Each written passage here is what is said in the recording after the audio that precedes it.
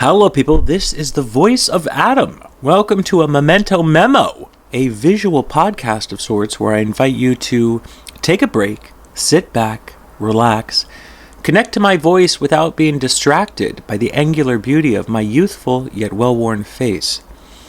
You're currently looking at a stack of books being gently tousled with the summer breeze. It's the eve of June 23rd, 2018, a pleasant 68 degrees in the shadow of the Space Needle. I'm using this very subdued and indoor voice to convey an image of confidence and ease. Life is good on my end. I hope it is on yours. I'm having a coffee tonic, and I feel your spirit here with me. Here is a picture of Annie Dillard. Hello, Annie.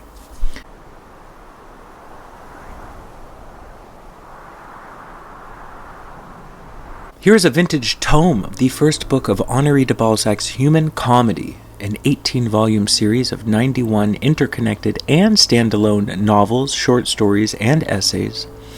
The beginning of the first book includes an illustrated picture of the author. I want you to take a look and gaze into the big eyes of Balzac. Eyes that we could all certainly get lost in, an ocean, if you will, floating in the water, gazing at the sky, wrapped in the safety of the large eyes of Balzac. Earlier this year, I read The Magic Skin, the Faustian first novel within the Human Comedy. It tells the tale of a young Frenchman who, after losing all his money gambling, decides to kill himself. On his way to the bridge where he plans to jump to his death, he comes across a strange shop. It's ran by an elderly man and filled with great and wondrous objects of antiquity. Mummies of pharaohs from ancient Egypt, relics of Moses and the Hebrews of the desert, the head of Cicero, mosaics made of lava of Vesuvius, treasures of Alexander, and so forth. At the very end of this museum of curiosities, the young Frenchman is shown to the magic skin, a small swatch of leather made from the hide of a donkey. The old man informs the young boy that the skin grants any wish to the owner that they may request, the only catch being that with each wish the skin will shrink in size, as will the life of the person making the wish. The foolish young man ignores the warnings of the old man and shouts, "I wish for a royal banquet, a carouse worthy of this century, which, it is said, has brought everything to perfection. Let me have young boon companions, witty unwarped by prejudice, merry to the verge of madness. Let one wine succeed another, each more biting and perfumed than the last, and strong enough to bring about 3 days of delirium. Passionate women's forms should grace the night.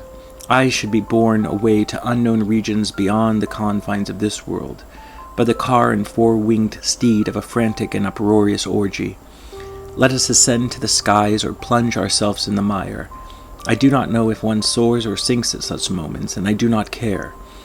Next, I bid this enigmatical power to concentrate all delights for me in one single joy. Yes, I must comprehend every pleasure of earth and heaven in the final embrace that is to kill me. Therefore, after the wine, I wish to hold high festival to Priapus, with songs that might rouse the dead and kisses without end. The sound of them should pass like the crackling of flame through Paris, should revive the heat of youth and passion in husband and wife, even in hearts of 70 years. After he says this, the old man bursts into laughter. It rang through the young man's ear like an echo from hell, and tyrannously cut him short. He said no more.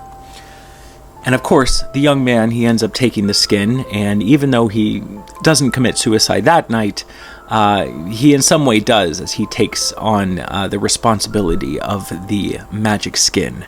And I can let you guess from where it goes from there. But wonderful. Thank you, Big Eyes. Thank you, Big Eyes. He's got those big eyes. Here's a picture of Shelley Duvall. Hi, Shelley.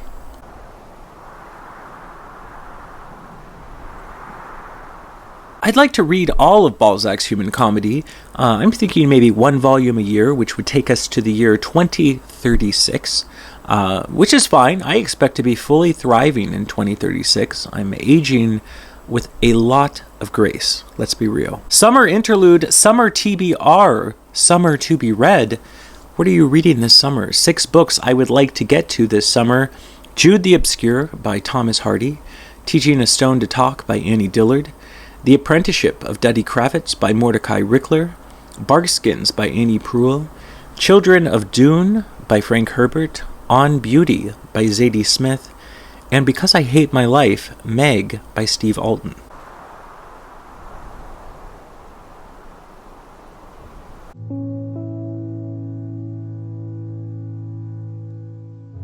Summer interlude, summer TBR, summer to be read. Here is a picture of Robert Altman. Hello, Robert.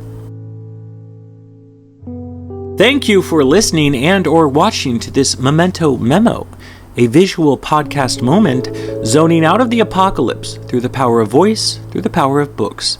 Me and my face of angular beauty, youthful yet well-worn, will return next week in the conventional manner. Thursday, to be exact, where I'll be talking about Night of the Hunter, both the book and the film. Did you read the book? Did you watch the film? Talk to me about it next Thursday in the first episode of the Memento Mori Book to Film Club. Take care. Au revoir. Wah.